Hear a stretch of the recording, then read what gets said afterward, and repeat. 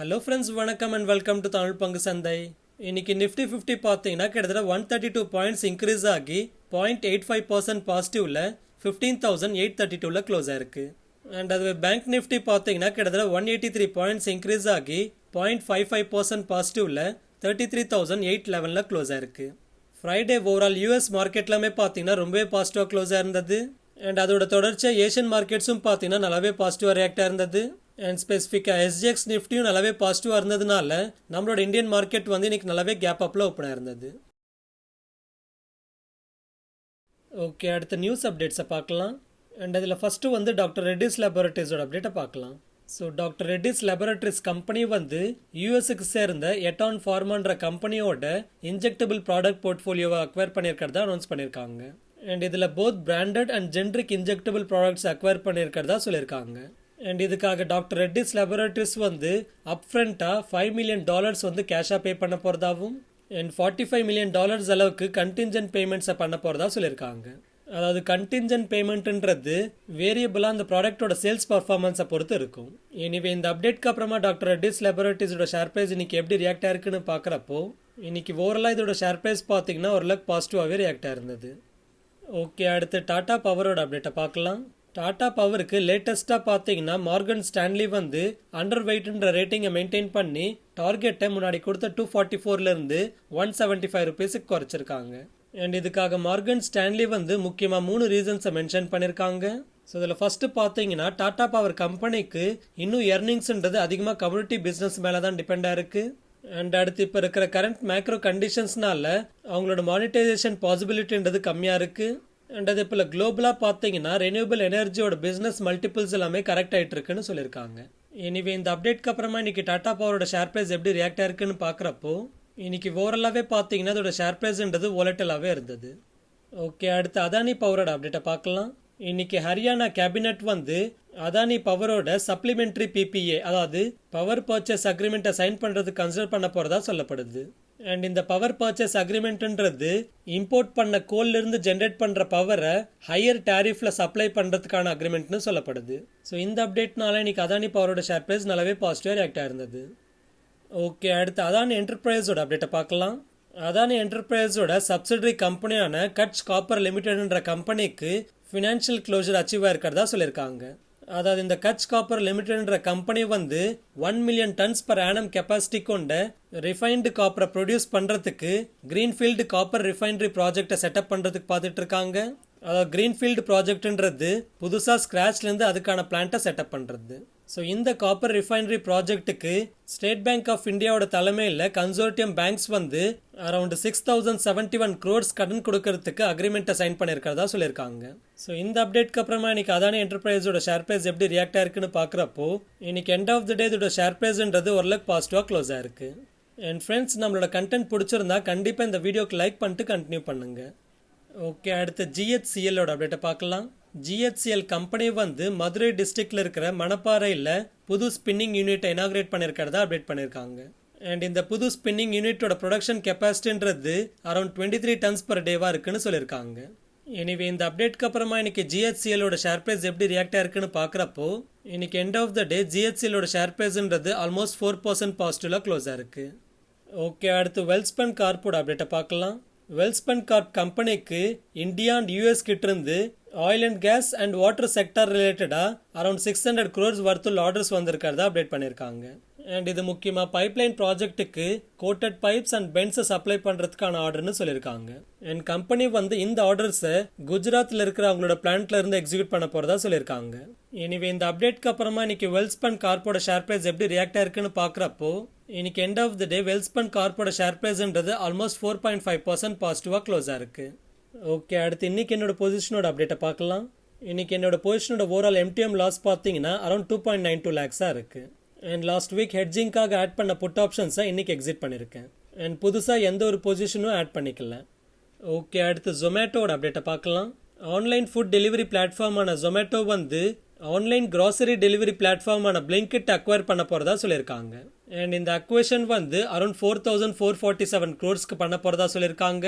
And இது ஜொமேட்டோட ஷேர்ஸை issue பண்ணி அக்வயர் பண்ண போகிறதா சொல்லியிருக்காங்க.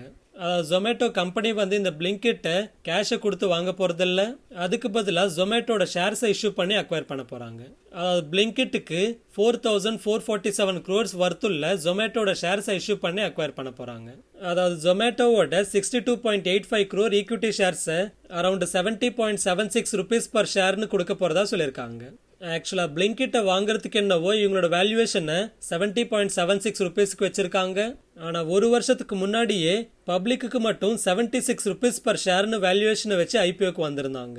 ஸோ இந்த ஒரு வருஷத்தில் கம்பெனி அவங்களோட ஷேர் ப்ரைஸை 10% கம்மியாக வேல்யூ பண்ணுறாங்கன்னு புரிஞ்சுக்கலாம். ஆனால் இந்த பிளிங்கிட்டில் பார்த்தீங்கன்னா 10 minutes டெலிவரி பண்ணுறோன்ற மாதிரி கிராசரி டெலிவரி பண்ணுறது எல்லாமே ஃபுட் டெலிவரி பிஸ்னஸை விட அதிகமான சேலஞ்சிங்காக இருக்கும்னு சொல்லலாம். அண்ட் இந்த அக்வேஷனோட அப்டேட்க்கு அப்புறமா சிஎல்எஸ்ஏ பார்த்தீங்கன்னா ஜொமேட்டோக்கு பை ரேட்டிங்கை மெயின்டைன் பண்ணி டார்கெட்டை 90 கொடுத்துருக்காங்க. அண்ட் முக்கியமாக இந்த பிளிங்கிட்டோட அக்வேஷன்ன்றது கம்பெனியோட அட்ரஸபிள் மார்க்கெட்டை எக்ஸ்பேண்ட் பண்ணுறதுக்கு ஹெல்ப் ஆகும்னு சொல்லியிருக்காங்க. அண்ட் இதே போல் கிரெடிட் சுஸே வந்து அவுட் பர்ஃபார்மிங்கை மெயின்டைன் பண்ணி டார்கெட்டை 90 கொடுத்துருக்காங்க. அண்ட் அதுவே யூபிஎஸ் வந்து பை ரேட்டிங்கை மெயின்டைன் பண்ணி டார்கெட்டை 95 rupees கொடுத்துருக்காங்க.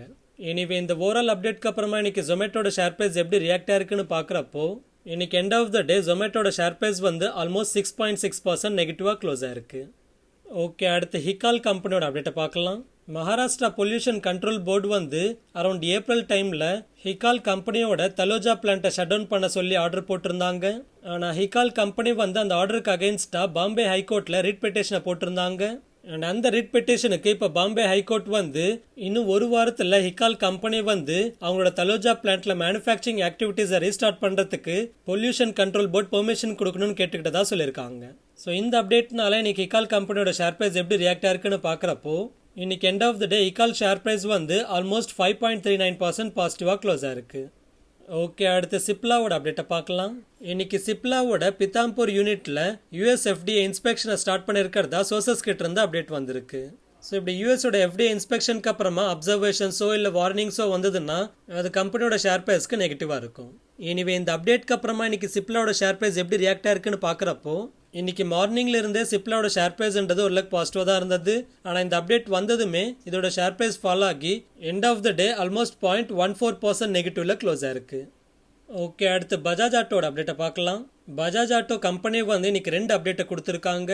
ஒன்று வந்து ப்ரைஸ் ஹைக்கோட அப்டேட் அண்ட் இன்னொன்று வந்து பைபேக்கோட அப்டேட். அதாவது பஜாஜ் ஆட்டோ கம்பெனி வந்து ஜூலை 1 இருந்து அவங்களோட மாடல்ஸ்க்கு மேக்ஸிமம் 2000 rupees வரைக்கும் ப்ரைஸ் ஹைக் பண்ண போகிறதா அனௌன்ஸ் பண்ணியிருக்காங்க. அண்ட் அடுத்து பைபேக்கோட அப்டேட்னு பார்க்குறப்போ கம்பெனி வந்து அரௌண்ட் 2500 crores வர்த்துள்ள ஷேர்ஸை பைபேக் பண்ணுறதுக்கு அப்ரூவ் பண்ணியிருக்கிறதா அனௌன்ஸ் பண்ணியிருக்காங்க. அண்ட் இந்த பைபேக்கை 4600 rupees per ஷேருக்கு பண்ண போகிறதா சொல்லியிருக்காங்க. ஆனால் இது டெண்டர் ரூட் பைபேக் இல்லை, ஓப்பன் மார்க்கெட் பைபேக்னு சொல்லியிருக்காங்க. அதாவது டெண்டர் ரூட் பைபேக்ன்றது கம்பெனி சொல்கிற ரெக்கார்ட் டேட்டுக்கு எலிஜிபிளாக இருக்கிற ஷேர் ஹோல்டர்ஸ் வந்து அவங்களோட ஷேர்ஸ் ஆஃபர் பண்ணுவாங்க. அண்ட் அப்படி ஆஃபர் பண்ணுற ஷேர்ஸை தான் கம்பெனி பைபேக் பண்ணிப்பாங்க. ஆனால் ஓப்பன் மார்க்கெட் பைபேக்ன்றது கம்பெனி வந்து ஓப்பன் மார்க்கெட்லேயே டைரெக்டாக ஷேர்ஸை வாங்கிக்கிறது. பொதுவாக டெண்டர் ரூட் பைபேக்கை விட ஓப்பன் மார்க்கெட் பைபேக்ன்றது அந்தளவுக்கு அட்வான்டேஜாக இருக்காது. அண்ட் அதே போல் பைபேக் பார்த்தீங்கன்னா பஜாஜ் ஆட்டோ கம்பெனி வந்து இன்னும் கொஞ்சம் அதிகமான சைஸில் பண்ணுவாங்கன்னு எதிர்பார்க்கப்பட்டது. ஏன்னா கேஷ் ஆன் புக்ஸ் பார்த்தீங்கன்னா அவங்க கிட்ட கிட்டத்தட்ட 19,000 crores இருக்குது. ஆனால் வெறும் 2500 crores அளவுக்கு தான் இப்போ பைபேக் பண்ணுறாங்க. எனிவே இந்த அப்டேட்க்கு அப்புறமா இன்னைக்கு பஜாஜ் ஆட்டோட ஷேர் ப்ரைஸ் எப்படி ரியாக்ட் ஆயிருக்குன்னு பார்க்குறப்போ இன்னைக்கு end of the day Bajaj ஆட்டோட ஷேர் ப்ரைஸ் பார்த்தீங்கன்னா ஆல்மோஸ்ட் 1.25% பாசிட்டிவாக க்ளோஸ் ஆயிருக்கு. ஓகே, அடுத்து எஸ்பிஐ கார்ட்ஸோட அப்டேட்டை பார்க்கலாம். மார்கன் ஸ்டான்லி வந்து இப்போ ரீசெண்டாக எஸ்பிஐ கார்ட்ஸுக்கு ஓவர் வெயிட்ன்ற ரேட்டிங்கை மெயின்டைன் பண்ணி டார்கெட்டை 1100 கொடுத்துருக்காங்க. அண்ட் இதுக்கான ரீசன்ஸாக என்ன சொல்லியிருக்காங்கன்னா மே மந்த்தில் இண்டஸ்ட்ரியோட மந்த்லி ஸ்பெண்டிங்ன்றது ஹையஸ்ட் எவராக இருந்திருக்குன்னு சொல்லியிருக்காங்க.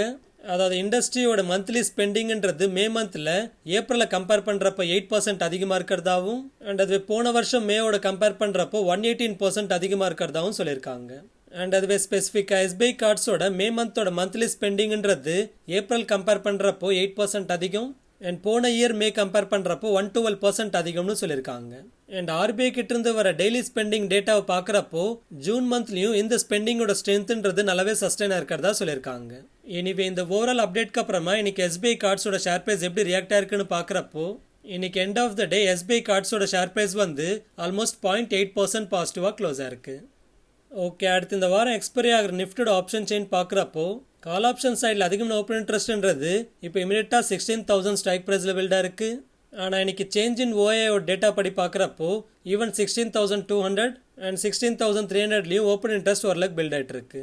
அண்ட் அது புட் ஆப்ஷன் சைடில் அதிகமாக ஓப்பன் இன்ட்ரெஸ்ட்ன்றது இப்போ இமீடியட்டாக 15,700 ஸ்ட்ரைக் ப்ரைஸில் பில்டாக இருக்குது. அண்ட் அதை தாண்டி பார்க்குறப்போ 15,500 ஸ்ட்ரைக் ப்ரைஸில் அதிகமான ஓப்பன் இன்ட்ரெஸ்ட் பில்டாக இருக்குது. எனிவே இந்த ஓவரால் டேட்டா பார்க்குறப்போ நிஃப்டி எக்ஸ்பைர் ரேஞ்சுன்றது 15,700லேருந்து 16,200க்குள்ளே இருக்கும்னு எதிர்பார்க்கலாம்.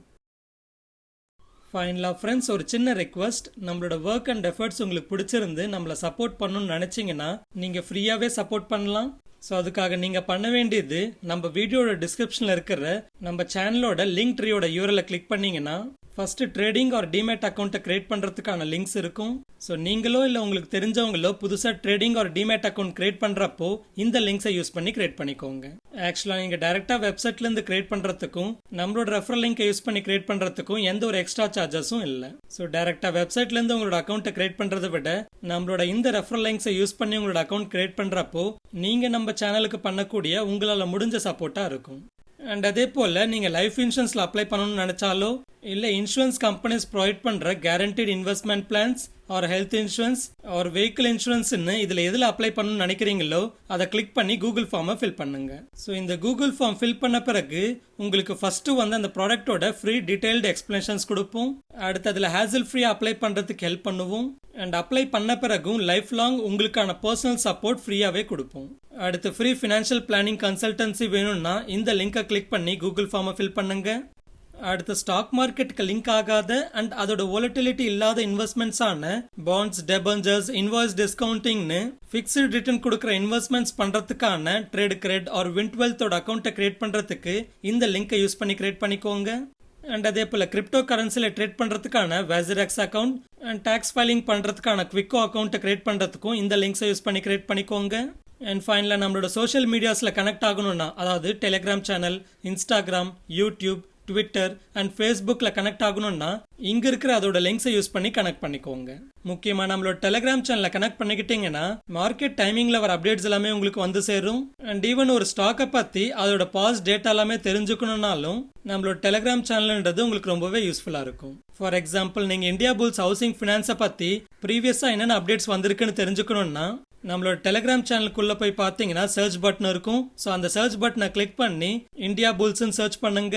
ஸோ அப்படி சர்ச் பண்ணதுமே இந்தியா புல்ஸ் ரிலேட்டடா என்னென்ன ப்ரீவியஸாக அப்டேட் வந்திருக்குன்ற டேட்டா எல்லாமே இங்கே லிஸ்ட் ஆகிடும்.